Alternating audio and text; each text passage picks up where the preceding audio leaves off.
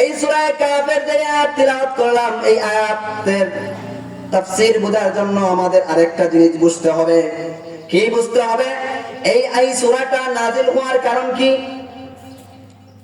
এই সূরাটা নাযিল হওয়ার কারণ তাফসীরের কিতাবের মধ্যে আসছে, মক্কার বড় বড় লিডাররা, মক্কার বড় বড় নেতৃস্থানীয় ব্যক্তিবর্গরা, মক্কার বড় বড় লিডাররা মুহাম্মদুর রাসূলুল্লাহ সাল্লাল্লাহু আলাইহি ওয়াসাল্লামের ব্যাপারে অনেক চিন্তিত হয়ে গেল। এক পর্যায়ে মক্কার কিছু লোকরা বড় বড় লিডারদেরকে, মক্কার বড় বড় লিডারদেরকে উস্কানিমূলক কিছু আলোচনা করে দিল, উস্কানিমূলক কিছু কথা বলল। আপনারা তো আপনাদের লিডারগিরি, নেতাগিরি নিয়ে আছেন, মুহাম্মদ তো দিনের পর দিন ইসলামের কাজ চালিয়ে যাচ্ছে, ইসলামের মিশন চালিয়ে যাচ্ছে, দিন দিন ধীরে ধীরে মানুষ মুসলমান হচ্ছে, আপনারা আপনাদের নেতাগিরি নিয়ে থাকেন। মক্কার কিছু মানুষ যখন মক্কার বড় বড় নেতৃত্বস্থানীয় মানুষদেরকে এই কথা বলল, তখন মক্কার বড় বড় লিডাররা তাদের কথার মধ্যে উস্কানিমূলক আলোচনা শুনে তারা বলল, কি করে যায়, মুহাম্মদের ধর্মকে কিভাবে রুখে দাঁড়ানো যায়। এই বলে তারা মক্কার মধ্যে থেকে বড় বড় লিডারদের থেকে বাছাই করে দুইজন ব্যক্তিকে তাফসীরের কিতাবের মধ্যে আসছে, নজর ইবনে হারিস, উকবা ইবনে আবি মুইত। মক্কার বড় লিডারদের মধ্যে থেকে দুইজন ব্যক্তি, নজর ইবনে হারিস, উকবা ইবনে আবি মুইত নামক দুই ব্যক্তিকে মদিনার বিজ্ঞ আলিমদের কাছে প্রেরণ করেছে। কেন প্রেরণ করেছে? কারণ মক্কার মধ্যে তাওরাত এবং জাবুর এই কিতাবগুলার বিজ্ঞ আলিম খুব কম, মদিনার মধ্যে তাওরাতের বিজ্ঞ আলিমের কোনো অভাব নাই। তখন মক্কার বড় বড় লিডারদের মধ্য থেকে নজর ইবনে হারিস, উকবা ইবনে আবি মুইত এই দুইজনকে মক্কার অন্যান্য বড় লিডাররা পরামর্শ করে মদিনার মধ্যে প্রেরণ করেছে। কি বলে প্রেরণ করেছে? এই দুই ব্যক্তিকে বলল, তোমরা মদিনার মধ্যে যাইবে, মদিনার মধ্যে গিয়ে মদিনার বিজ্ঞ তাওরাতের আলিমদেরকে জিজ্ঞাসা করবে, মুহাম্মদ সম্পর্কে তোমাদের বক্তব্যটা কি, মুহাম্মদকে তোমরা চিনো কিনা, মুহাম্মদের ধর্ম সম্পর্কে তোমাদের বক্তব্যটা কি, মুহাম্মদ যে ধর্মের দাওয়াত দেয় এই ধর্মটা সত্য কি মিথ্যা, আমরা কি তার উপর ঈমান আনবো না আনবো না, এই ব্যাপারে তোমরা আমাদেরকে গাইডলাইন দাও। এই মক্কার বড় বড় লিডারদের মধ্য থেকে দুইজন গিয়ে মদিনার মধ্যে বড় বড় আলিমদেরকে গিয়ে জিজ্ঞেস করছে। মদিনার বড় বড় আলিমরা এই নজর ইবনে হারিস, উকবা ইবনে আবি মুইতকে তারা তিনটা জিনিস জানাইয়া দিছে। কোন তিনটা জিনিস? তারা বলছে, তোমরা মুহাম্মদকে গিয়ে তিনটা প্রশ্ন করবে, এই তিন প্রশ্নের উত্তরে যদি মুহাম্মদ সঠিকভাবে দিতে পারে, নিঃসন্দেহে বুঝবে তোমরা মুহাম্মদ আল্লাহর পক্ষ থেকে প্রেরিত রাসূল, নিঃসন্দেহে তোমরা মেনে নিবে মুহাম্মদের উপর কোরআন নাযিল হয়েছে, মুহাম্মদ শেষ নবী, মুহাম্মদ সত্য নবী, একতার উপর তোমরা এক বাক্যে বিশ্বাস করবে, লা রাইবা ফিহা লা শাক্কা ফিহি, মুহাম্মদের উপর আর কোনো সন্দেহ করবে না। যদি তিন প্রশ্নের উত্তর দিয়ে দেয় মুহাম্মদ, নিঃসন্দেহে তার উপর ঈমান আনবে, তার কোরআনের উপর ঈমান আনবে, তার হাদিসের উপর ঈমান আনবে, আল্লাহর উপর ঈমান আনবে, তাকে সত্য নবী বলে মানবে। যখন মক্কার বড় বড় লিডাররা তাদেরকে পাঠানোর পরে মদিনার বিজ্ঞ আলিমরা এই তিন প্রশ্ন শিখাইয়া দিল। তিন প্রশ্নের মধ্যে এক নম্বর প্রশ্ন হচ্ছে, তোমরা গিয়ে মুহাম্মদকে প্রথম প্রশ্ন করবে, অতীত যুগের একটা কাহিনী আছে, অতীত যুগের একটা ঘটনা আছে, আসহাবে কাফ, গোহাওয়ালার ঘটনা, গর্তবাসীর ঘটনা। কিছু যুবক এমন ছিল যারা একত্ববাদের বিশ্বাস করত, আল্লাহরে মানত, কিন্তু দেশের মধ্যে দেশের রাষ্ট্রনায়ক ছিল জালিম, দেশের রাষ্ট্র পরিচালনা যে করত সে ছিল জালিম, সে ছিল কাফির। এই কাফিরের অনুসরণ না করে তারা চুপে চুপে ঈমান কবুল করেছে। ঈমান কবুল করার কারণে তাদের উপর স্টিম রোলার চালু হয়েছে। ওই মুহাম্মদকে গিয়ে তোমরা প্রশ্ন করবে আসহাবে কাফের যুবকদের সম্পর্কে তার কি বক্তব্য। আসহাবে কাফের যুবকদের সম্পর্কে যদি তার বক্তব্যটা সঠিক হয়ে থাকে, সে যদি সঠিকভাবে দিয়ে থাকে, তাহলে তোমরা তাকে সত্য নবী বলে মানবে। এক নম্বর প্রশ্ন। দুই নম্বর প্রশ্ন, মদিনার বড় বড় আলিমরা দুই লিডারকে জানাইয়া দিল, তোমরা মুহাম্মদকে গিয়ে 2 নম্বর একটা প্রশ্ন করবে। জুলকারনাইন এমন একজন বাদশা ছিল যে পূর্ব থেকে পশ্চিম পর্যন্ত, শিমাল থেকে জুনুব পর্যন্ত সফর করেছিল। এমন একজন বাদশা, যে বাদশা দুনিয়ায় চালাইছিল, ওই বাদশা সম্পর্কে তার বক্তব্য কি? যদি সে আসহাবে কাফের ঘটনা সঠিকভাবে বলতে পারে, জুলকারনাইনের ঘটনা সঠিকভাবে বলতে পারে, তাহলে নিঃসন্দেহে তোমরা মানবে সে মুহাম্মদ সত্য নবী, তার উপর তোমরা ঈমান আনবে। মদিনার বড় বড় আলিমরা 3 নম্বর আরেকটা প্রশ্ন মুহাম্মদ সম্পর্কে মক্কার লিডারদেরকে জানাইয়া দিল। 3 নম্বরে তোমরা গিয়ে আরেকটা প্রশ্ন করবে মুহাম্মদকে, যে ও মুহাম্মদ, তুমি যদি সত্য নবী হয়ে থাকো তাহলে তুমি বলো রূহ সম্পর্কে তোমার কি ধারণা? রূহ কি? রূহ কোন জিনিস? এই 3টা প্রশ্ন বলবে। 1 নম্বর প্রশ্ন মুহাম্মদকে বলবে 7 যুবকের কাহিনীটা কি? 7 যুবক সম্পর্কে তোমার বক্তব্যটা কি বলো। 2 নম্বর জুলকারনাইন সম্পর্কে, দেশ যিনি পরিচালনা করেছেন, তাদের সম্পর্কে তোমার বক্তব্যটা কি? 3 নম্বর রূহ সম্পর্কে তোমার বক্তব্য কি?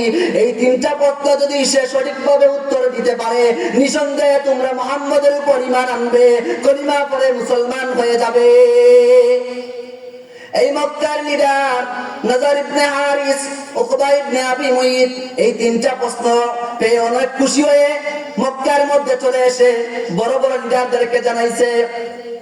মক্কার বড় বড় লিডাররা এই 3 প্রশ্ন পেয়ে তারা খুব আনন্দিত। তারা বলতেছে, আরে পাইছি, এতদিনে মুহাম্মদকে ধরবো, এতদিনে মুহাম্মদের গুমর পাস করে দিব। আমরা তো মক্কার মধ্যে বড় বড় লিডার, আমরা ওই 3 প্রশ্নের উত্তর কোনোদিন জানি না। অথচ মুহাম্মদ তো উম্মি, মুহাম্মদ তো নিরক্ষর, মুহাম্মদ তো পড়ালেখা করে নাই, মুহাম্মদের তো কোনো শিক্ষক নাই, মুহাম্মদ পড়ালেখা করে নাই, উম্মি একজন নিরক্ষর মানুষ। তাহলে এই 3টা প্রশ্ন সে কিভাবে দিবে? কখনো দিতে পারবে না। আজকে মুহাম্মদের গুমর পাস হয়ে যাবে। এই আনন্দে তারা মক্কার বড় বড় লিডাররা আনন্দে উৎপন্ন অবস্থায় বসে আছে, তারা আনন্দটা প্রকাশ করছে। যখন তারা মক্কার সমস্ত লিডাররা একত্রিত হয়ে মুহাম্মদ রাসূলুল্লাহ সাল্লাল্লাহু আলাইহি ওয়াসাল্লামের কাছে গিয়ে এই 3টা প্রশ্ন করলো, মুহাম্মদ রাসূলুল্লাহ সাল্লাল্লাহু আলাইহি ওয়াসাল্লাম যখন তার সামনে 3টা প্রশ্ন আসলো, মুহাম্মদ রাসূলুল্লাহ সাল্লাল্লাহু আলাইহি ওয়াসাল্লাম ওই মক্কার বড় বড় লিডারদেরকে চিন্তা করলেন, আরে যদি আমি এই 3টার উত্তর দিতে পারি, আল্লাহ রাসূলের মনের মধ্যে ধারণা হলো তারা ঈমান কবুল করে ফেলবে। আমার মক্কার লোকেরা যদি ঈমান কবুল করে ফেলে, তাহলে আমার জন্য তো ইসলাম প্রচার করা সহজ হয়ে যাবে। এই চিন্তা করে মুহাম্মদ রাসূলুল্লাহ সাল্লাল্লাহু আলাইহি ওয়াসাল্লাম আল্লাহর উপর বিশ্বাস করে তিনি ভাবলেন, আল্লাহ তো আমাকে জানাইবেন অবশ্য। এই কথা ভেবে মুহাম্মদ রাসূলুল্লাহ সাল্লাল্লাহু আলাইহি ওয়াসাল্লাম ওই মক্কার কুরাইশদের লোকদেরকে, মক্কার বড় বড় লিডারদেরকে বলে দিলেন, ঠিক আছে, তোমাদের যে 3টা প্রশ্ন, 1 নম্বর প্রশ্ন হচ্ছে আসহাবে কাফ গুহাওয়ালার কাহিনী, 2 নম্বর প্রশ্ন হচ্ছে জুলকারনাইনের কাহিনী, 3 নম্বর প্রশ্ন হচ্ছে রূহ সম্পর্কে। তোমাদের 3 প্রশ্নের উত্তর আমার কাছ থেকে আগামীকালকে নিবে। আগামীকালকে আমি তোমাদের 3 প্রশ্নের উত্তর দিব। মুহাম্মদুর রাসূলুল্লাহ সাল্লাল্লাহু আলাইহি ওয়াসাল্লাম যখন এই কথা বললেন, এই কথা বলার কারণে আল্লাহ সুবহানাহু ওয়া তাআলা সাথে সাথে কোরআনের মধ্যে এই আলোচনাটা সূরা কাফের 23 এবং 24 নম্বর আয়াতের মধ্যে আল্লাহ সুবহানাহু ওয়া তাআলা এই আলোচনাটা তুলে ধরেছেন। মুহাম্মদ রাসূলুল্লাহ সাল্লাল্লাহু আলাইহি ওয়াসাল্লাম তাদেরকে আশা করে বলে দিলেন, কিন্তু এদিকে মুহাম্মদ সাল্লাল্লাহু আলাইহি ওয়াসাল্লামকে আল্লাহ পরীক্ষা পালাইয়া দিলেন। কিভাবে পরীক্ষা পালাইলেন? কেন পরীক্ষা পালাইলেন? উম্মতদেরকে শিক্ষা দেওয়ার জন্য। মুহাম্মদ রাসূলুল্লাহ সাল্লাল্লাহু আলাইহি ওয়াসাল্লামকে ডাইরেক্ট এবং মুহাম্মদী উম্মতদেরকে ইনডাইরেক্ট শিক্ষা দেওয়ার জন্য আল্লাহ সুবহানাহু ওয়া তাআলা মুহাম্মদ রাসূলুল্লাহ সাল্লাল্লাহু আলাইহি ওয়াসাল্লামকে আর বদর দিন কোন ওহী দিয়ে জানাইলেন না। আল্লাহ রাসূল সাল্লাল্লাহু আলাইহি ওয়াসাল্লাম পেরেশানি হয়ে গেলেন, চিন্তিত হয়ে গেলেন। এদিকে আগামীকাল চলে আসছে, মক্কার মধ্যে বড় বড় লিডাররা আনন্দ উৎসব শুরু করে দিয়েছে। আর মুহাম্মদ এতদিনে ধরে খাইছে, মুহাম্মদের গুমর পাস হয়ে গেছে, মুহাম্মদ যে সত্য নবী না এটা প্রকাশ হয়ে গেছে, মুহাম্মদের উপর যে কোরআন নাজিল হইছে না, এটা মিথ্যা বানোয়াট, এই যে ধরা খাইছে মুহাম্মদ। এইরকম একদিন গেছে মুহাম্মদ সাল্লাল্লাহু আলাইহি ওয়াসাল্লাম কোনো উত্তর দিতে পারেন নাই 3 প্রশ্নের। 2 দিন গেছে মুহাম্মদ সাল্লাল্লাহু আলাইহি ওয়াসাল্লাম কোনো উত্তর দিতে পারেন নাই। 3 দিন গেছে মুহাম্মদ সাল্লাল্লাহু আলাইহি ওয়াসাল্লাম কোনো উত্তর দিতে পারেন নাই। 4 দিন গেছে মুহাম্মদ সাল্লাল্লাহু আলাইহি ওয়াসাল্লাম কোনো উত্তর দিতে পারেন নাই। কিন্তু মুহাম্মদ সাল্লাল্লাহু আলাইহি ওয়াসাল্লাম তো বলেছিলেন আগামী কালকে দিব। একদিনের জায়গা 2 দিন 3 দিন যাইতে যাইতে 14 দিনের মাস চলে গেল। 14 দিনের ভিতরে কুরাইশের মধ্যে মক্কার বড় বড় লিডাররা সারা মক্কার মধ্যে মুহাম্মদের কুৎসা রটাইতে শুরু করে ফেলছে। এদিকে 14 দিন যাওয়ার পরে আল্লাহ সুবহানাহু ওয়া তাআলা 70,000 ফেরেশতা সহ এই সূরা কাফের শুরু থেকে শেষ পর্যন্ত নাজিল করে মক্কার বড় বড় লিডারদের গুমর পাস করে দিয়েছেন। মক্কার বড় বড় লিডারদের অন্তরে ছিল মুহাম্মদের ধর্মকে তারা ধ্বংস করে দিবে। তারা মুহাম্মদ সাল্লাল্লাহু আলাইহি ওয়াসাল্লামের দরবারে এসে বলেছিল যদি তুমি 3 প্রশ্নের উত্তর দিতে পারো তাহলে আমরা তোমার উপর ঈমান এনে নেব। এটা ছিল মুখের কথা, তাদের বুকের মধ্যে এইরকম কথা চিন্তা ছিল না। এই মুখের কথা আর বুকের মধ্যে মুনাফিকি আচরণ ছিল তাদের।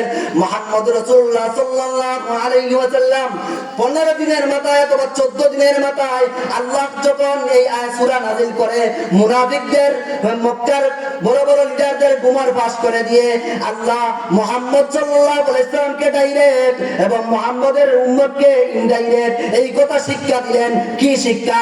যে ভবিষ্যতে যদি কোনো কাজ করতে হয়, আগামী দিনে যদি কোনো কাজ করতে হয় তাহলে ইনশাআল্লাহ না বলে তোমার ক্ষমতা নাই, তুমি করবে। মুহাম্মদ তুমি নজর ইবনে আরিফ, উকবা ইবনে আবি মুইয়িদকে তুমি বলেছিলে 3 প্রশ্নের উত্তর দিবে। মুহাম্মদ তোমার তো দেওয়ার কোনো শক্তি নাই। আমি আল্লাহ যদি তোমাকে না জানাইয়া দেই তাহলে তুমি কোনোদিন দেওয়ার শক্তি নাই। মুহাম্মদ সাল্লাল্লাহু আলাইহি ওয়াসাল্লাম তোমার উচিত ছিল তুমি বলতে এই কথা যে ইনশাআল্লাহ যদি আল্লাহ চান, আল্লাহ চাহে তো আল্লাহ যদি ইচ্ছা করেন তাহলে আমি তোমাদের 3 প্রশ্নের উত্তর আগামী কালকে দিব। এই কথা মুহাম্মদ তুমি বলো নাই কেন? তুমি ইনশাআল্লাহ না বলে তুমি বলে দিলে আগামী কালকে বলবো। এই কথা বলার কারণে আমি আল্লাহ তোমার মাধ্যমে তোমার উম্মতি মুহাম্মদদেরকে শিক্ষা দেওয়ার জন্য, তোমাকে ডাইরেক্ট এবং তোমার উম্মতদেরকে ইনডাইরেক্ট শিক্ষা দেওয়ার জন্য আমি আল্লাহ একটানা 14 দিন ওহী বন্ধ করে দিলাম। কি শিক্ষা? এই শিক্ষা দেওয়ার জন্য আল্লাহ সুবহানাহু ওয়া তাআলা শিক্ষা কি আল্লাহ এই আয়াতের মধ্যে সূরা কাফের 13, 23 এবং 24 নম্বর আয়াতের মধ্যে আল্লাহ বলেন ولا تقولن لشيء إني فاعل ذلك غدا إلا أن يشاء الله واذكر ربك إذا نسيت وقل عسى أن يهديني ربي لأقرب من هذا رشدا। আল্লাহ সুবহানাহু ওয়া তাআলা সূরা কাফের 23 নম্বর 24 নম্বর আয়াতের মধ্যে এই 2 আয়াতের শিক্ষার কথা তুলে ধরেছেন। আল্লাহ বলেন ওয়ালা তাকুলান্না লিশাইইন ইন্নী ফাইলুম যালিকা গাদা। ও মুহাম্মদ ওয়ালা তাকুলান্না লিশাইইন, তুমি আগামী দিনে যখন কোনো কাজ করবে তখন কিছুতেই তুমি বলবে না এই কথা। কি কথা? ইন্নী ফাইলুম যালিকা গাদা, আগামী কালকে আমি এই কাজ করব, এই কথা কখনো বলবে না। হ্যাঁ, তবে কিভাবে বলবে? ইল্লা আইয়াশা আল্লাহ, যদি আমার আল্লাহ চান, আমার আল্লাহ ইচ্ছা করেন তাহলে আমি আগামী কালকে এই কাজ করব। এই কথা না বলা পর্যন্ত মুহাম্মদ তুমি কোনোদিন এই কাজ করবে না। এটা হচ্ছে একটা শিক্ষা। 2 নম্বর এই আয়াতের মধ্যে কি শিক্ষা? 1 নম্বর শিক্ষা হলো আগামী দিনের কোন কাজ করতে হলে ইনশাআল্লাহ বলতে হবে। 2 নম্বর কাজ কি শিক্ষা? আয়াতের মধ্যে আল্লাহ বলেন ওয়াজকুর রাব্বাকা ইযা নাসিতা ওয়া কুল আসা আন ইয়াহদিয়ানি রাব্বি লিআকরাবা মিন হাদা রাসাদা। আল্লাহ বলেন ওয়াজকুর রাব্বাকা ইযা নাসিতা, যখন আপনি ভুলে যাবেন, অর্থাৎ ইনশাআল্লাহ বলছেন না কোন কাজ করার সময়, বলার কাজ শুরু করবেন বা কাউকে কথা দিবেন, ইনশাআল্লাহ ভুলে গেছেন, আপনার স্মরণ নাই, যখন আপনার স্মরণ হবে আল্লাহ বলতেছেন ওয়াজকুর রাব্বাকা ইযা নাসিতা, যখন আপনার প্রভুর কথা ইনশাআল্লাহ বলতে আপনি ভুলে গেছেন, ওয়াকুল আসা আইয়াহদিয়ানি রাব্বি লিআকরাবা মিন হাদা রাশাদা, যখন আপনি ভুলে গেছেন স্মরণ হওয়া মাত্রই আপনি ইনশাআল্লাহ বলে ফেলবেন।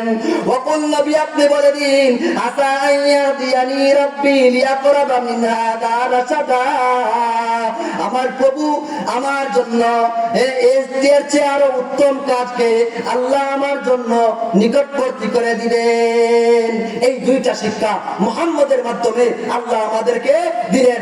ভবিষ্যতের কোন কাজ করতে হলে ইনশাআল্লাহ বলতে হবে, ইনশাআল্লাহ বলার জন্য যদি ভুলে যাই তাহলে যখনই স্মরণ হবে তখন আমরা ইনশাআল্লাহ বলবো। এতক্ষণে আমরা বুঝতে পারলাম সূরা কাফটা, এই সূরাটা নাযিল হয়েছে আল্লাহ সুবহানাহু ওয়া তাআলা এই নজর ইবনে হারিস আর উকবা ইবনে আবি মুয়্যিদকে পাঠিয়েছিল মক্কার বড় বড় লিডাররা, তাদেরকে তিন প্রশ্ন দিয়ে পাঠিয়েছিল আল্লাহ সুবহানাহু ওয়া তাআলা। 15 দিনের মাথায় অথবা 14 দিনের মাথায় সূরা পুরা কাফ নাযিল করে কুরাইশদের গুমর পাস করে দিলেন। এখানে